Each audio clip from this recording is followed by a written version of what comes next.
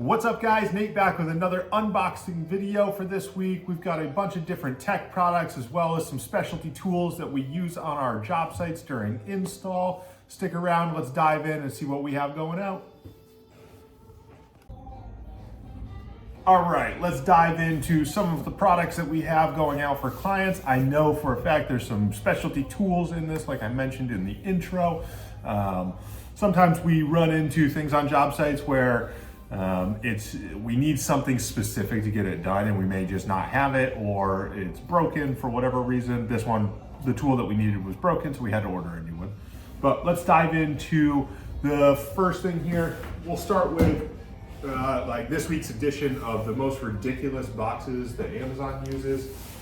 This thing is huge. For reference, I'm 6'3". This is an absolutely ridiculous package.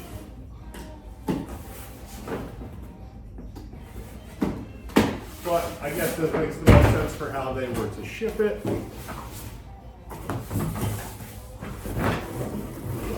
have a box inside of a box.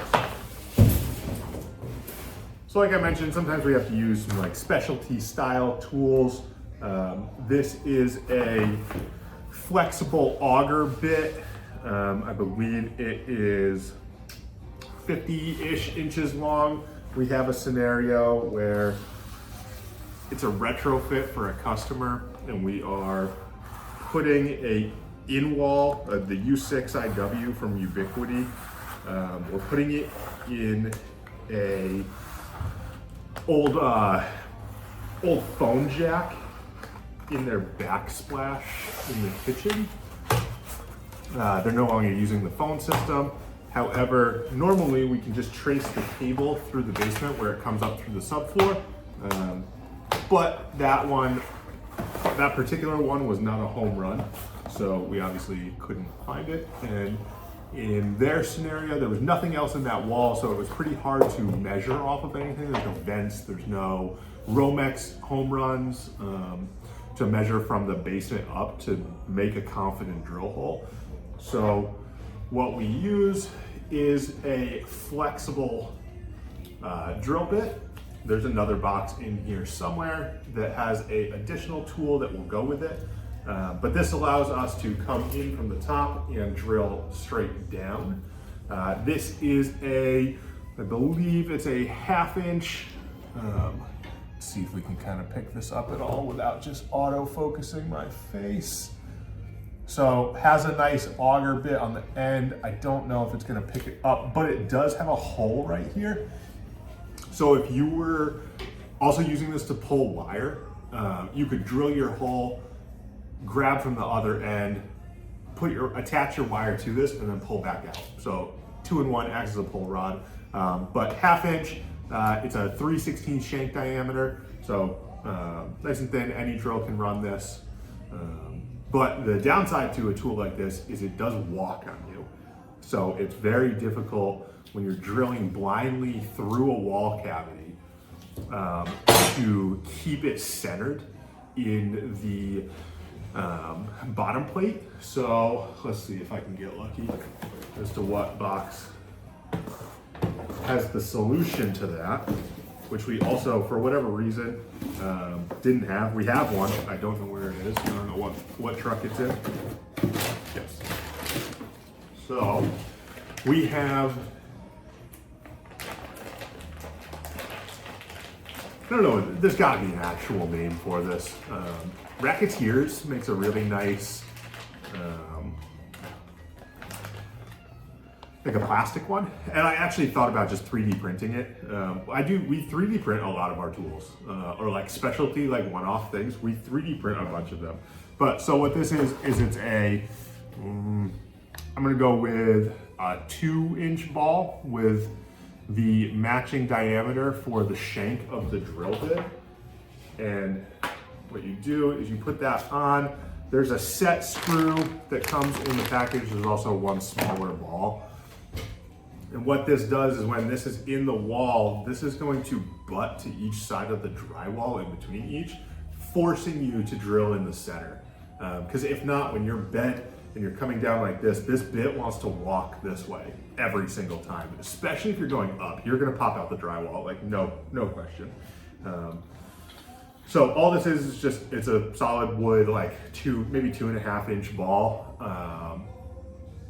with a center punch out the center that fits a 3/16 inch shank.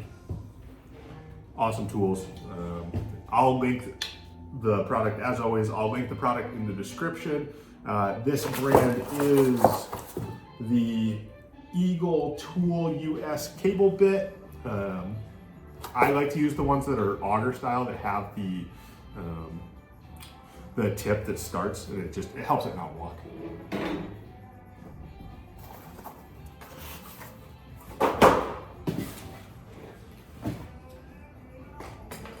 Let's see, what do we got next? Let me know if you guys like this version of video like this better. The previous ones I've done voiceover for all of them, and I've made them shorter videos, so like 4 to 5 minutes, where I just time lapse the actual opening and then I voice over the top of it. I'm gonna do this one where I talk you through them in real time and kind of like dive a little deeper. I find that when I do the voiceovers, I can't go into any detail with the product because I only have 4 to 5 minutes for the whole thing. So tell me what you like. Maybe I'll release 2 versions. So let's see, we have a hard drive for an NVR.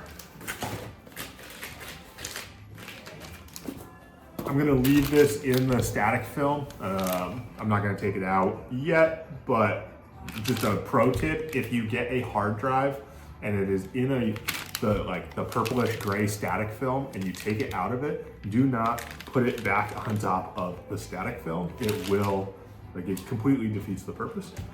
But this is a 6 terabyte Western Digital surveillance hard drive. We are going to be putting this into a UDM Pro from Ubiquiti. We have a client that is doing a couple of G4 Pro bullets that is going to be used in their existing network.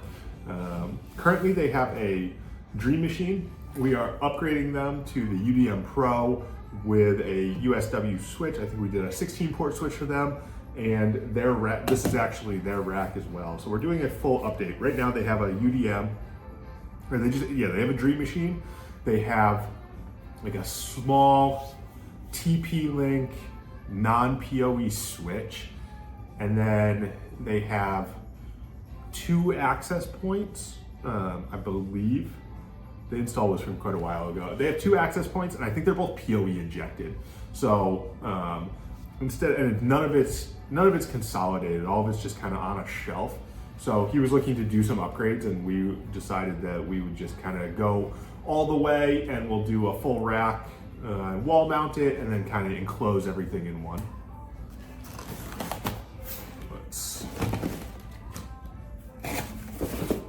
This is a box from Ubiquiti.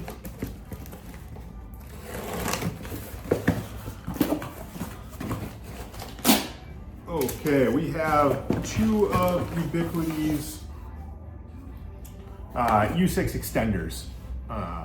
Obviously not the ideal type of product to use, but in some, like a majority of our clients, we work in the residential space. So getting Cat 6, Cat 5e, whatever it is, just isn't always possible to the 2nd or 3rd floor. So this client, we have hardwired APs on the whole 1st floor, and then it's close, it's about a 5,500, 6,000 square foot home, so very big home. So we like to keep these in stock, and anytime we're doing a new deployment, we bring them just in case that we need to kind of get that signal boosted to those upper floors a little better, especially in the world now. Like there's a lot of people are using the nursery cameras. They're pretty intensive on the Wi-Fi, and it is definitely something that nobody wants going offline all the time. So we found that even if we just use one of the extenders, it helps enough that it offsets there not being a hardwired access point up there. These just plug directly into a like standard 110 outlet. It takes up both slots. You can, just like any other Ubiquiti equipment, you can turn the lights on and off. They do make faceplates as well, so if you want to cover it, you don't want like the big white brick, you can, they make quite a few different faceplates. I think Mac Telecom does a really good video where he breaks down like in what scenario he would deploy these and the specs and things like that. I don't do videos where I dive really deep into the actual network equipment, especially with Ubiquiti. There's a ton of great creators out there and network guys that do very well produced and are significant, to be honest, more knowledgeable than me. So I will leave those types of videos to those guys, and I'll just show you the products that we order and install for people. Next up, we've got a box from Lutron. We do quite a bit of the Casetta line of products, as well as we do Lutron shades. So in some of my other videos, you've seen the shades behind me in our theater of our showroom. Those are Lutron shades, so they are automated.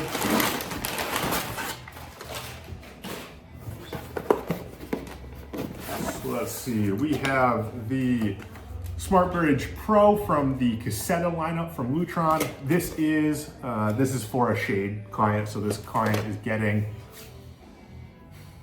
I want to say it's 10 shades throughout the master bedroom and bathroom. The Smart Bridge Pro in the Casetta lineup, I believe it goes up to, I think it's 100 offhand. 100 devices connected to it. The bridge counts as one, so 99. So like other devices that you would use with that would be like a Picos, any other of the like Casetta wall switches. They all need a bridge to make them work. The next step up, like if you were to move on from, so the Casetta is sold. The Casetta sold just about everywhere. Like you can go to a big box store like Home Depot and buy some Casetta products. Specifically, like the Pico is the most common one that people are going to see.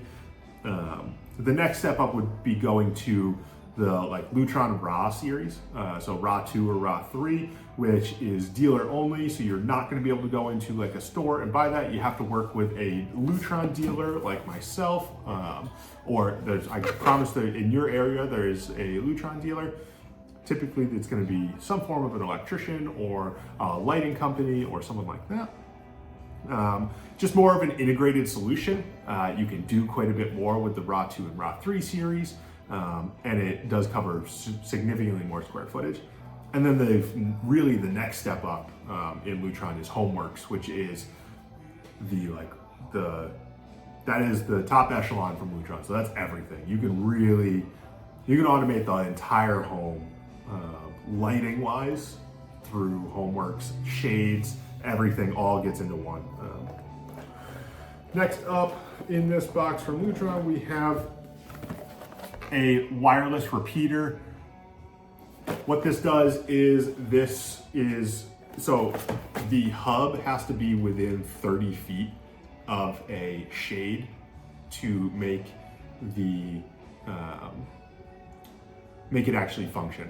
So in this client scenario, all the network equipment is in the basement and the bedroom is on the 3rd floor. Obviously more than 30 feet, we have a repeater. Repeater will solve that issue. And it looks like we have a second one that's just for stock because this client is going to take the one that's out of stock. I was trying to I run a very small stock model.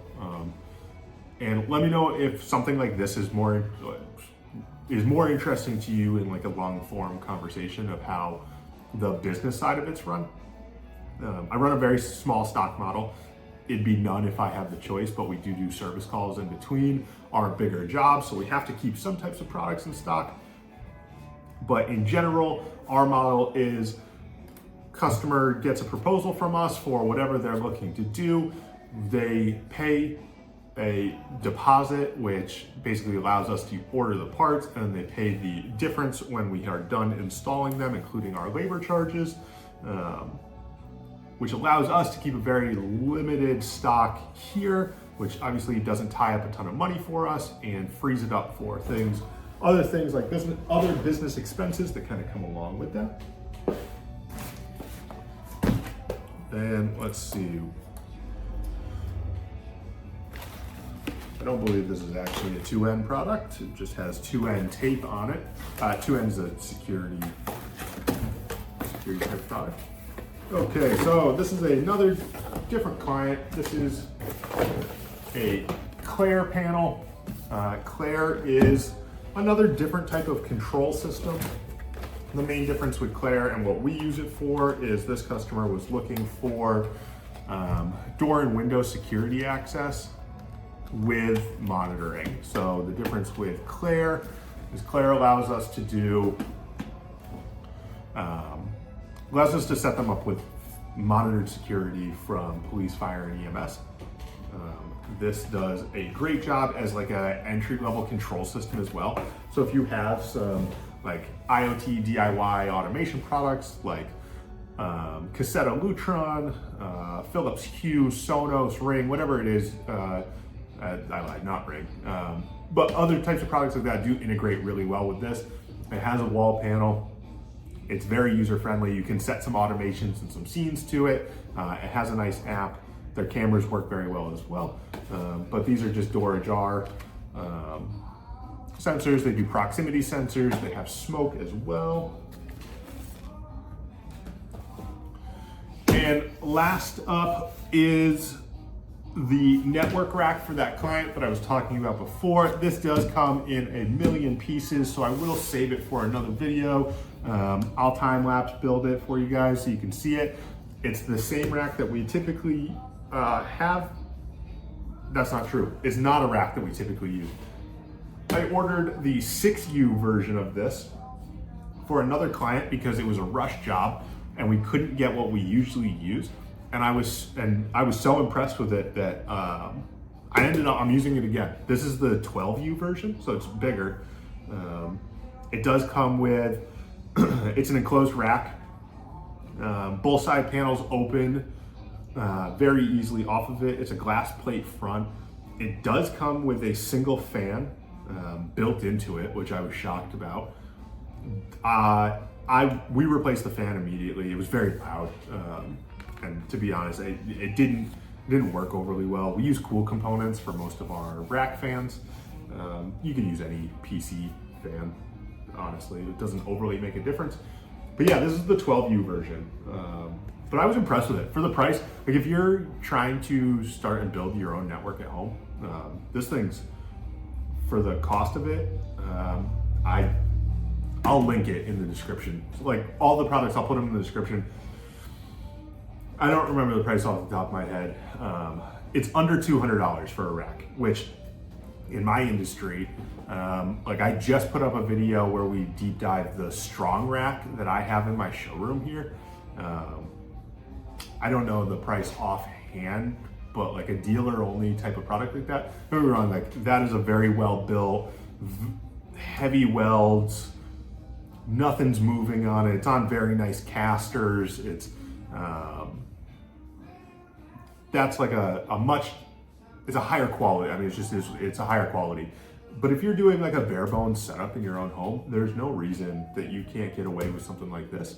The only piece of advice that I'll always give you is make sure you take a look at what equipment you're gonna put in it and then increase the size of the rack by at least a third. So if you have, like if you know you're gonna put 8U worth of stuff in your rack, get a 12U. Like don't try and match just based off what you have. Always leave room for expansion.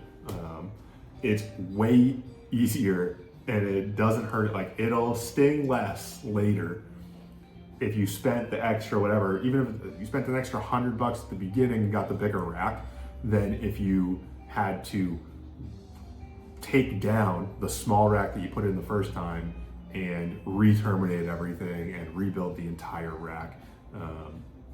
that's gonna hurt more than just paying the extra for a little bit bigger one at the beginning.